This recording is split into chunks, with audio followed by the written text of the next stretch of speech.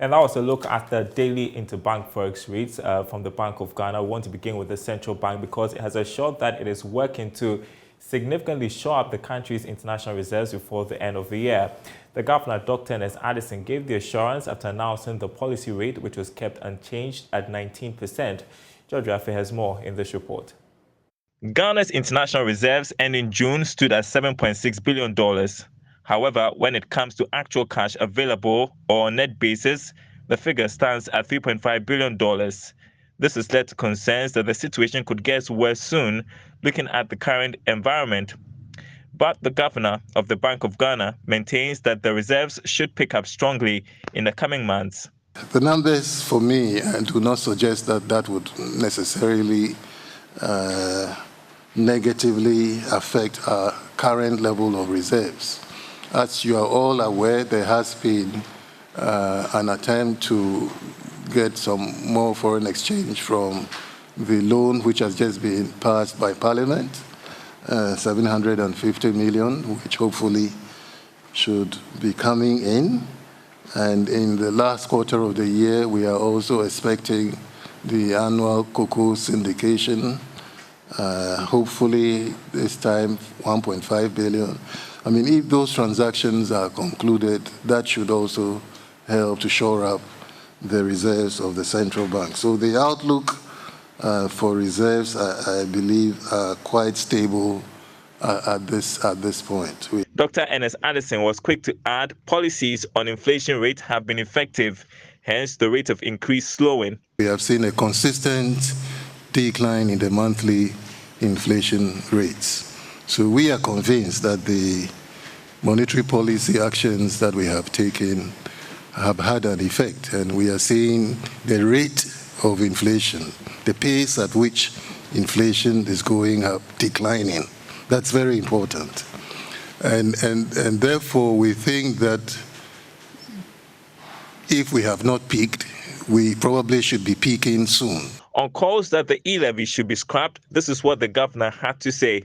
I don't think that it is time to scrap the e-levy. I think that the discussions that I've been privy to has been on the level of exemptions granted under the e-levy law. So I know that there is some work which is currently ongoing to relook at those exemptions, and hopefully when that work is completed, the levy would bring in more resources. The governor has also been speaking about the recent ruling on GN Bank. What I hear, the arbitration center has not even been established. In any case, for us, the receiver is continuing with his work. Since the license was revoked, the receiver has been at work trying to realize assets from GN Bank's assets, because we've paid most of the depositors of GN Bank. And the receiver has had to go in and try to retrieve, those that are indebted to the bank in terms of some of the loans that have been given up, as well as, realize value from the assets of the bank. So the important thing is that the receiver has continued to, what's the word, resolve that institution. The resolution process has continued. Dr. Ernest Addison maintained that keeping the policy rate unchanged should not affect efforts by government to raise funds on the bond market. And that report was put together by George Raffe. Let's turn to Parliament now. The Ministry of Finance has denied allegations by the minority that the Bank of Ghana has printed more than 22 billion cedis to fund government. Parliamentary correspondent Kwawu Asante joins us with the latest from there. What's the story, Kwawu? So, Deputy Finance Minister John Kumar was commenting on the media budget review presentation that was made by the Finance Minister yesterday. He explained that, yes, this amount of money, he actually coins them as an overdraft from the Bank of Ghana, but that is not printing of money. He also responds to claim by the minority that the Finance Minister had hidden that information.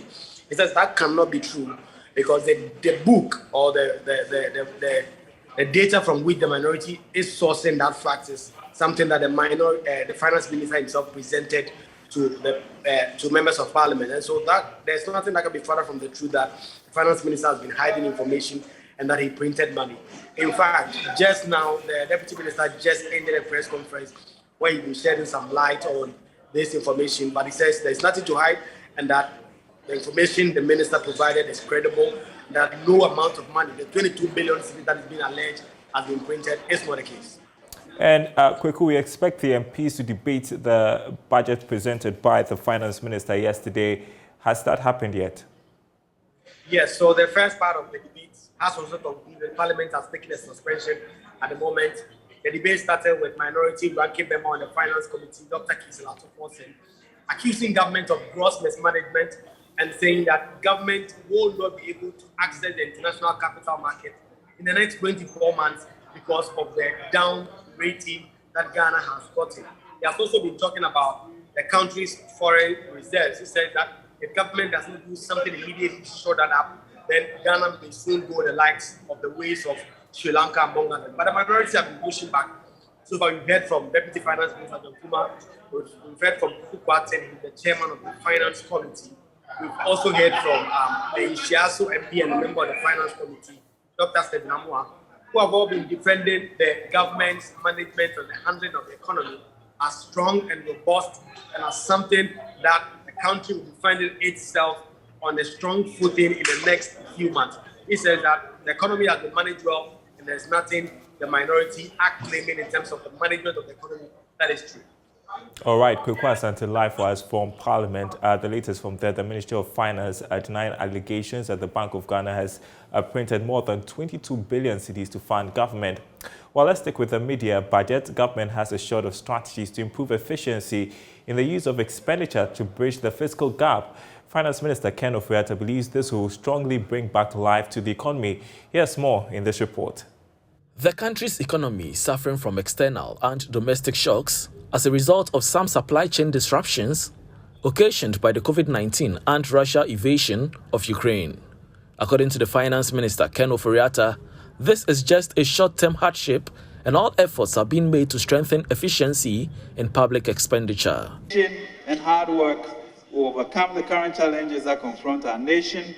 We are convinced we can do this again. We work closely with Ghanaians to turn around the economic situation in 2017, and we can do it again. Mr. Speaker, in the immediate term, we will strengthen our focus on efficiency in our fiscal operations and transformation efforts.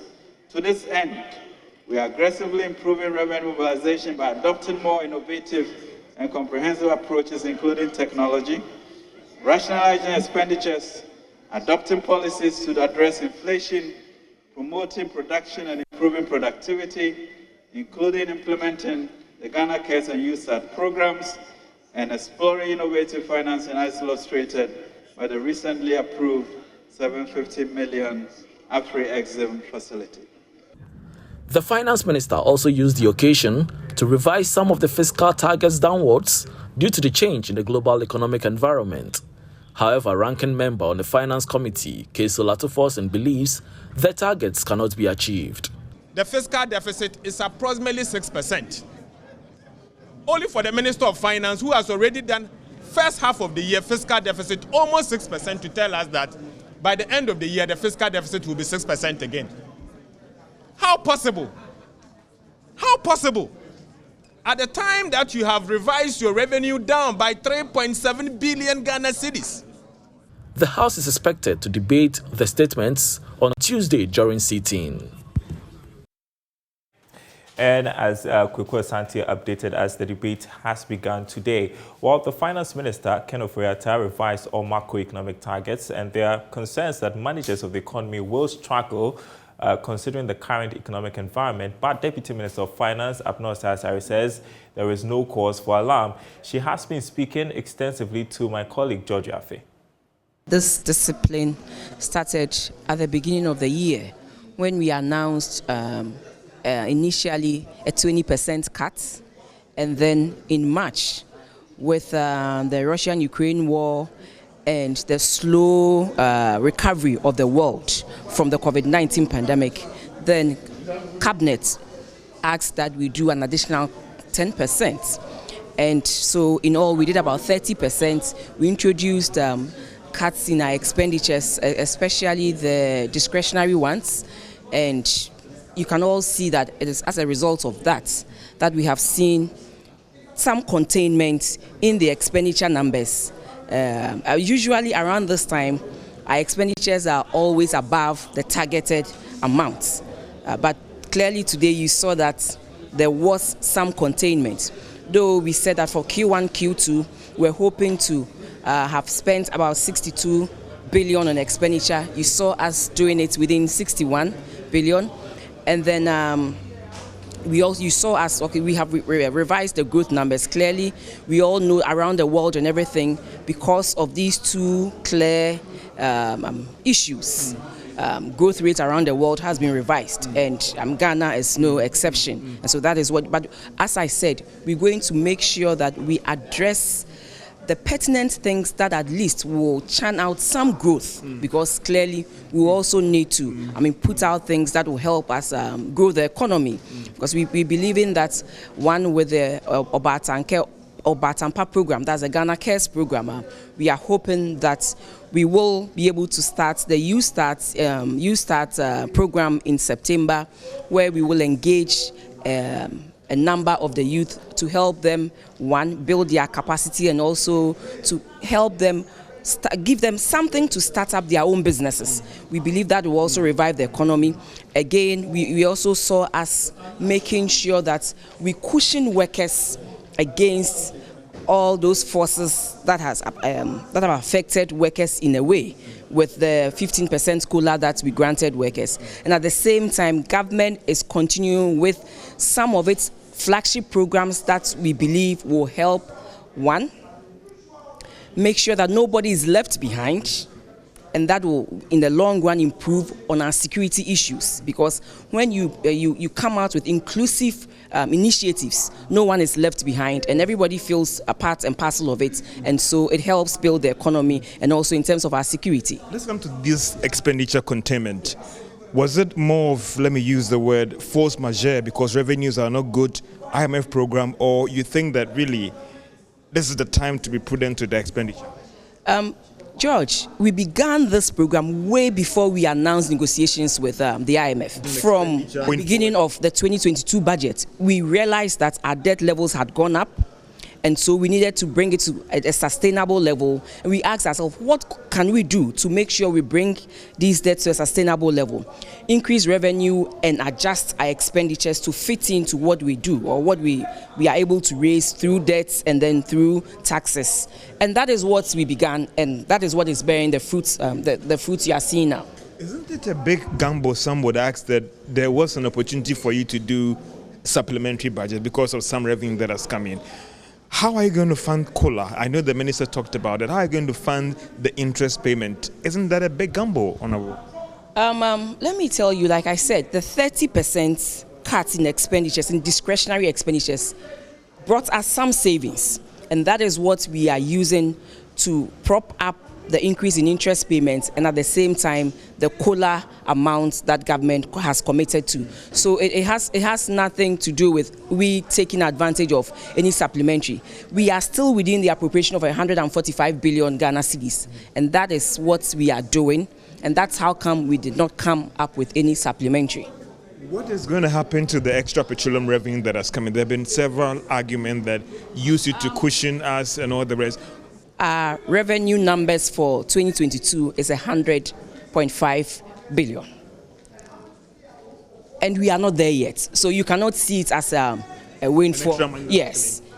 We still have some of our revenue numbers, handles, not doing so well. We just passed our exemptions bill just last Friday. The fees and charges that we were hoping would have begun at the beginning of the year also got passed about a week or two ago. So we haven't seen a windfall in revenues. What we have seen, we are still within, and we are hoping that come the end of the year, we have revised the numbers to 96 billion, and we hope to meet that target. There are some who are saying that they are willing to pay, but the rates are still high. Is this something that government will look at as you sought to bring some relief to workers with respect to the income tax reliefs as well? Would something be looked at when it comes to the e-levy about revising the rates downwards, or taking a second look at the tax handle to bring some relief to workers who still think that in times like this, whilst government is cutting down expenditure, there will be some impact on some sectors in terms of growth? Is that on the table to look at it? with every government policy, after some time, it is looked at, it is reviewed. But as we speak now, one, the e-levy was passed late. We were hoping to have begun that in February. We began in May. And then we did lots of stakeholder consultations, and all these consultations were factored into the final product of the e-levy. So currently, as we speak, we gave some huge exemptions, and that in a way has also affected the inflows that are coming in. But government says, let us see how it goes within this year, and then government can come up with any reviews that it wants to review. What went into this projection? I mean, does it mean that the harvest season is not going to impact it, and even what you're doing now would not impact on inflation? George, you know, there are lots of factors that are coming into play when it comes to inflation. Some are things that we can manage ourselves. Others are things that it's not within our control, like the prices of fuel on the world markets. It's not within our control. But what government can do, we don't want to be over-ambitious, but what we can do is to contain it. You heard the finance minister saying that we are thinking of coming up with some form of food haulage where we help the farmers cut their goods, their food to the urban centers. And we believe that in a way would help reduce the cost of food in a way. And then also, let's all admit that currently as we speak, inflation is around 29.8%. So to come up with anything other than what we have come up with will not be sort of realistic, looking at the circumstances in which we find ourselves now. But like I said, government is putting all the measures in place to make sure we try and achieve some growth, and that would in the long run affect things positively. One critical thing has to do with investor confidence and also the business community as well. Some were worried about your rising debt. You've tried to rein in. Do you think that what you've done with this media estimates would deal with that challenge about the uncertainty and about the investor confidence? Oh, I believe that certainly it tells the investors that yes, we said we were going to embark on some contraction, and clearly in the middle of the year, they have seen it. So whatever we say we're putting in place to boost investor confidence, and that is what we are doing. I'm sure they'll be very, very happy. We are hoping that our revenue numbers will go up, and we are also hoping that we will contain expenditures and be able to meet our critical payments. And for them, I mean, that is what brings them the confidence that when the time is due, we'll be able to meet our critical payments. And so that is what we are working on. And that was an exclusive interview with the Deputy Minister of Finance, Abnosay Asari. Let's turn to the money market to check what the response has been to the presentation of the media budget and the briefing by the Monetary Policy Committee of the Bank of Ghana. Joining us is Head of Trading at Republic Securities, Patrick Edem Agama. Great to have you on the program this afternoon. First off, Patrick, the central bank kept the policy rate at 19%. How do you expect that to affect the markets? Well, good afternoon, Daryl. So what we are seeing from yesterday and this morning is that the market is remaining unchanged. We've seen yields still at the same level we saw last week. So we expect the effect to take place in the coming days. However, because of the excess liquidities we've seen from the securities maturing on Monday, we expect more money to be in the market, and investors will look at it and read the market before taking a decision. So Treasury bills were oversubscribed last week. Tell us about that. Yes, so we've seen an oversubscription. The government raised a total of 2.4 billion across all tenors, and this subscription was about 23.6% over their target. The 91-day inched up by 38 basis points to close at 26.34%. The 182-day bill inched up by 60 basis points to close at 28.06%, whilst the 364-day bill closed at 27.85%. Also, we noticed that the 91-day bills that were accepted took the larger chunk of the auction. It represented 52.9% of bills that were accepted, whilst the 182-day and the 364-day bill represented 40.5% and 6.6% respectively. Just go on. Yes, for last week too, we noticed there was an auction of the 3-year bond, which cleared at 29.85%. The government was able to raise 1.1 billion from that against the maturities of the 5-year bond, which was 2.9 billion. So this gap is creating some excess liquidity in the market as of now.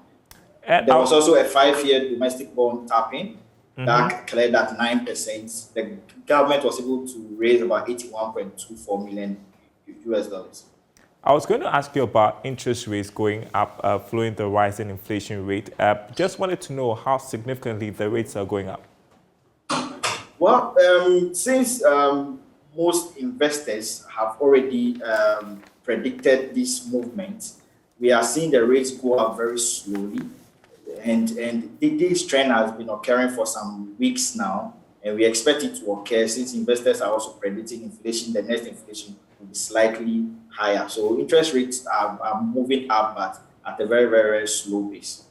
And finally, let's turn to the stock market. We expect a mixed performance this week. What's your outlook? Well, there is still significant pressure on the stock market. That's on the selling side of the stock market. We can see stocks like Cal Bank losing a peso even in the trading session today. The market is yet to close, but they lost a peso. Last week, they lost about 5 pesos to close at 75 pesos. Now they are down to 74 pesos. We've seen that the buyers are gradually dictating the price on the market since they are bidding lower than the market price. All right. Patrick Edem Agama there, Head of Trading at Republic Securities. Appreciate the update. Final one, the Office of the Registrar of Companies has given an ultimatum of up till the end of this year for all directors and proprietors of companies to get their records updated electronically with the Ghana card or risk being deleted from the system. This is part of processes by the new office to update records of companies and have reliable data of beneficial owners of entities registered with the institution. The registrar, Jemima Owari, in an interview with Joy Business, warned that directors will have their names deleted if the update is not done by the end of the year. To bring about a new electronic software will prevent people from coming into the office to hand in manual forms. It will be purely digital. Wherever you are, in your homes, wherever you can register online and get your output and move on. So you wouldn't need to come into the office and pay people any money to get services done. Wherever you are, it's going to be user-friendly, and once you have that, you can go ahead with your business. That'll be the difference. We are in the middle of the year. Tell us briefly how the companies that are supposed to file their tax, those that are supposed to come and update their records, how is it going so far? There was a time we wanted to delete some. Yeah, we have deleted some, and so I can say that there's a great improvement. Lots of businesses are now ensuring that they come and file their returns and update their records. But there's still quite a number in the historical database who have still not done the re-registration as we dub it to put your electronic details on the new software. And I'm serving a warning. This is a new era. We are giving you up to the end of the year. Try your best and change from the historical data into the current database. So at the touch of a button, we can get information on you. Are they supposed to do that also with the Ghana card? Yes, electronically, we're supposed to use the NIE as the unique identifier. So they all have to get their directors or shareholders or officers. First of all, they'll have to use their tax identification until we upgrade the system to take the NIA. Once the NIA comes on board, it's only the NIA. So people still need the unique tax identification number in our system currently. Up next, your money tip on Money Lab.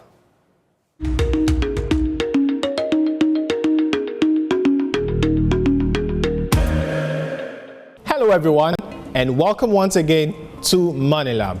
It's such a delight to have you here with me. The last time we met, we looked at the difference between fixed income and equity. And today, we are delving into the type of fixed income security, specifically government securities. Government securities are debt instruments issued by the government of any country, in this case, government of Ghana. These debt instruments are in the form of treasury bills and government bonds. By issuing these instruments, the government is borrowing from the buyers of the debt instruments, which is you and I. The Ghanaian government is thus obliged to pay the holder of the treasury bill or government bond a fixed sum of money on the maturity date of the instrument. Therefore, when you buy government securities, you are lending your money to the Ghanaian government. Thank you for joining us today on Money Lab. See you next time.